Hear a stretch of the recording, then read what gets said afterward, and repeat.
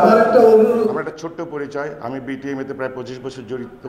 আমার বাবা M A Hashem, উনি ফর্মার এমপি ছিলেন। আমাদের পুরো পরিবারটাই, উনি একটা পার্টি গ্রুপের প্রতিষ্ঠাতা, আমাদের পুরো পরিবারটাই ব্যবসায়ী বলতে পারেন। আমাদের সকলেরই আপাতত মস্ত সবটাই ব্যবসা। কারণ 3 মিনিটে কতদূর বলবো আমি জানি না, আমি 2-3টা পয়েন্টই বলি। দেখেন, ট্যাক্সে গভর্নমেন্টের, স্যার এটা আমি আপনাদের দৃষ্টি আকর্ষণ করব, ট্যাক্সের গভর্নমেন্টের বেতনভুক্ত কর্মচারী, সে তার কাজ করবে, তাকে আমি ইনসেন্টিভ কেন দিব? এটা একটা করাপশনের পলিসি, প্রক্রিয়া, এটা হতে পারে না।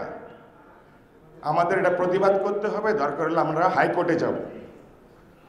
ওর যদি আমাদের থেকে ট্যাক্স বেশি কালেকশন হলে ওর বেতন বাড়াই দেন। আপনি ওকে ইনসেন্টিভ কেন দিতে যাবেন? এটা তো ঠিক হচ্ছে না। আর এটার বক্তব্য কি আমি এখন 3 মিনিট এতগুলো হবে না, আমি না, শুধু আপনারা অনেকেই আছেন এখানে। এবার আসেন কাস্টমস। ওদের হাতে এমন একটা ক্ষমতা দিয়ে দেওয়া হয়েছে যে আপনার মাল আসছে, উনি $2 ট্যারিফ সেট করে দিল, আমারটা আসছে 3 করে দিল। আবার আমি একটা সিস্টেম করলে ওটা আবার আমারটা 2তে হয়তো চলে আসতে পারে। এইসব জিনিস সিস্টেম ফ্ল। যেখানে ট্যারিফ দরকার সেখানে ট্যারিফই হওয়া উচিত, যেখানে ট্যাক্স হওয়া উচিত সেখানে ট্যাক্সই হওয়া উচিত। ট্যারিফ হচ্ছে একটা ফিক্সড রেট আর কি। তো আমরা এমনভাবে পলিসিগুলোকে বানাই ওরা যাতে চুরিদারি করে চলতে পারে, অথবা ফান্ড এদিক ওদিক যাইতেও পারে। তো এগুলোর থেকে আমাদের বেরোয় আসতে হবে। আর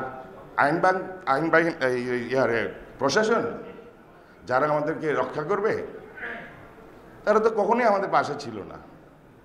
পুলিশ কখনো আমাদের বন্ধু ছিল না। পুলিশ অ্যানাদার এনবিআর একটা অঙ্গ হয়ে দাঁড়াইছিল, অ্যানাদার ট্যাক্স কালেক্টর। এমনকি মিল মালিকরে খুনের আসামি করেও টাকা তোলা হয়েছে। আপনার ফ্যাক্টরি পোড়া গেছে, পুলিশ সার্টিফিকেট নিতে 1.5 থেকে 2 কোটি টাকা নেওয়া হয়েছে। এই হারুন, আমরা এগুলো বলে যাই নাই।